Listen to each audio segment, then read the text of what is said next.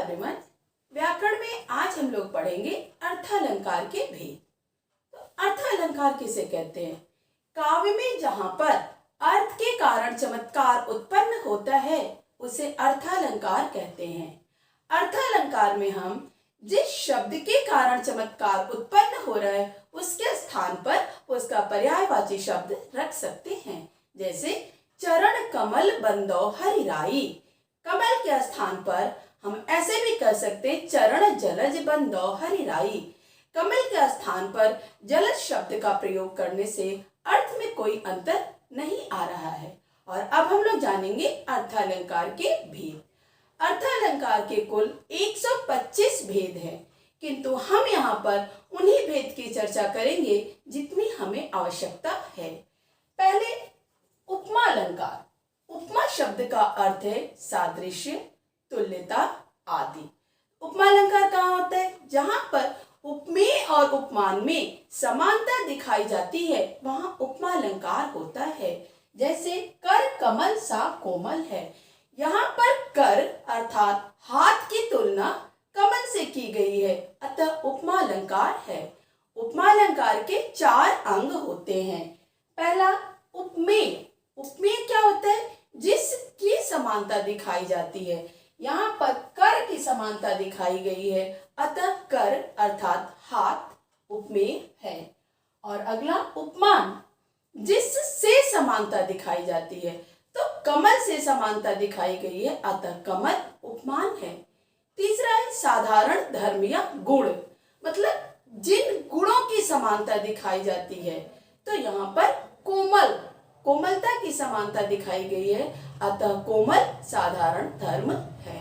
और चौथा है वाचक शब्द, जिन शब्दों के माध्यम से समानता दिखाई जाती है। तो कर कमल सा कोमल है, सा शब्द के माध्यम से समानता दिखाई गई है, अतः सा वाचक शब्द है। और अब उपमा अलंकार की पहचान। काव्य में जहां पर सा, सी, से, सम, सरिस शब्द का प्रयोग होता है वहां उपमा अलंकार होता है। और नेक्स्ट रूपक अलंकार। काव्य में जहां पर उपमेय में उपमान का भेद रहित आरोप दिखाया जाता है वहां रूपक अलंकार होता है। जैसे रनित भृंग घंटावली झरत दान मधुनीर, मंद मंद आवत चल्यो कुंजर कुंज समीर। अब यहाँ पर भौरे के गुंजन करने में, घंटे का मकरंद में जो फूलों का मकरंद होता है उसमें गजमद का अर्थ है कि जो हाथी मदमस्त होती है तो उसके कनपटी से कुछ गीला गीला टपकता है, तो उसका, और कुंज समीर में हाथी का भेद रहित आरोप किया गया है, अतः यहाँ रूपक अलंकार है। रूपक अलंकार की पहचान है कि रूपक अलंकार में उपमेय और उपमान के मध्य योजक चिन्ह का प्रयोग होता है या फिर रूपी शब्द प्रत्यक्ष या अप्रत्यक्ष रूप में आता है। और तीसरा है उत्प्रेक्षा अलंकार। उत्प्रेक्षा अलंकार किसे कहते हैं? जहां पर उपमेय में उपमान की संभावना व्यक्त किया जाता है वहां उत्प्रेक्षा अलंकार होता है। जैसे सोहत ओढ़े पीत पटु श्याम सलोने गात, मनो नील मणि सैल पर आतप प्रभात। अब यहाँ पर जो कृष्ण का पीत पट है, पीला पट है, उसमें प्रभात की किरण का, और जो कृष्ण का सुंदर सांवला शरीर है उसमें नीलमणि पर्वत की संभावना व्यक्त की गई है, अतः यहाँ उत्प्रेक्षा अलंकार है। उत्प्रेक्षा अलंकार की पहचान कैसे करेंगे? काव्य में जहां पर जनु जानो जानहु, मनु मानो मानहु, ज्यों त्यों इन शब्दों का प्रयोग होता है वहां उत्प्रेक्षा अलंकार होता है। और नेक्स्ट है मानवीकरण अलंकार। नाम से ही स्पष्ट हो रहा है, मानव के रूप में चित्रण। तो जहां पर प्रकृति को मानव के रूप में चित्रित किया जाता है वहां मानवीकरण अलंकार होता है। जैसे उषा सुनहले तीर बरसती, जय लक्ष्मी सी उदित हुई, उधर पराजित काल रात्रि भी जल में अंतर्निहित हुई। अब यहाँ पर क्या है? उषा को सुनहले तीर बरसाती हुई नायिका के रूप में चित्रित किया गया है, अतः यहाँ मानवीकरण अलंकार है। और नेक्स्ट है प्रतीप अलंकार। प्रतीप शब्द का अर्थ होता है विपरीत, मतलब उल्टा। तो जहां पर काव्य में उपमेय को उपमान और उपमान को उपमेय के रूप में चित्रित किया जाता है, वहां प्रतीप अलंकार होता है। प्रतीप अलंकार में उपमान का अपकर्ष दिखाया जाता है। जैसे लोचन से अंबुज बने, मुख से चंद्र बखान। अब काव्य में ज्यादातर क्या होता है कि आंख की तुलना कमल से की जाती है और मुख की तुलना चंद्रमा से की जाती है, लेकिन प्रतीप अलंकार में कमल की तुलना आंख से और चंद्रमा की तुलना मुख से की गई है, उल्टा कर दिया गया है।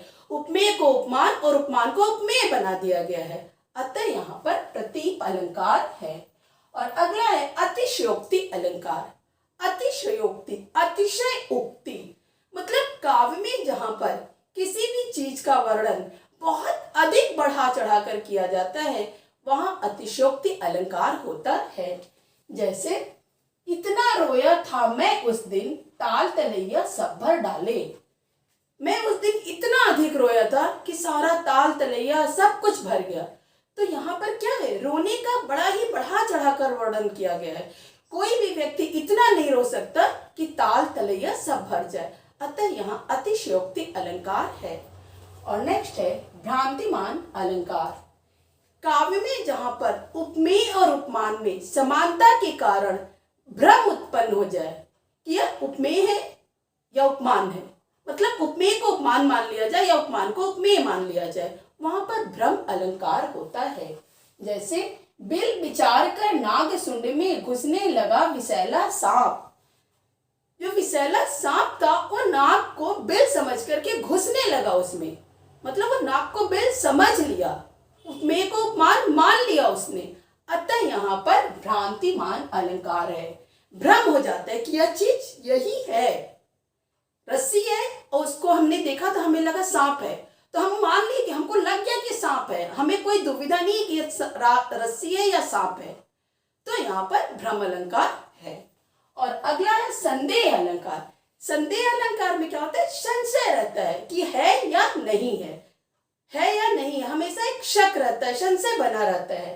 तो संदेह अलंकार कहाँ होता है, जहां पर काव्य में उपमेय और उपमान में समानता के कारण संशय बना रहता है, वहां संदेह अलंकार होता है। जैसे सारी बीच नारी है कि नारी बीच सारी है, सारी की ही नारी है कि नारी की ही सारी है। अब यहाँ पर क्या है, दुशासन जो है वो द्रौपदी का चीर खींच रहा है, खींचते खींचते वो थक गया, लेकिन चीर तो खत्म होने का नाम ही नहीं ले रही है।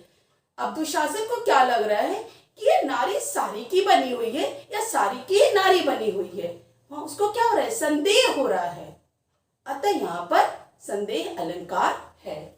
और अगला है दृष्टांत अलंकार। दृष्टांत अलंकार कहाँ पर होता है, काव्य में जहां पर एक वस्तु का वर्णन करने के लिए उससे मिलता जुलता दूसरा उदाहरण दिया जाता है, दूसरी चीज का वर्णन किया जाता है, वहां दृष्टांत अलंकार होता है।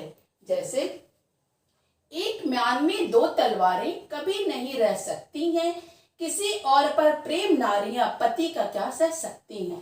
मतलब जिस तरह से एक म्यान में दो तलवार नहीं रह सकती है, उसी प्रकार से कोई पत्नी अपने पति का प्रेम किसी और नारी पर न्यौछावर हो उसे बर्दाश्त नहीं कर सकती है। तो क्या किया गया है, एक चीज के वर्णन को पुष्ट करने के लिए दूसरा उदाहरण दिया गया है, अतः यहाँ दृष्टांत अलंकार है। हमारा यह वीडियो यहाँ पूरा हुआ। आगे के वीडियो में हम अलंकार को ही कंटिन्यू करेंगे। धन्यवाद।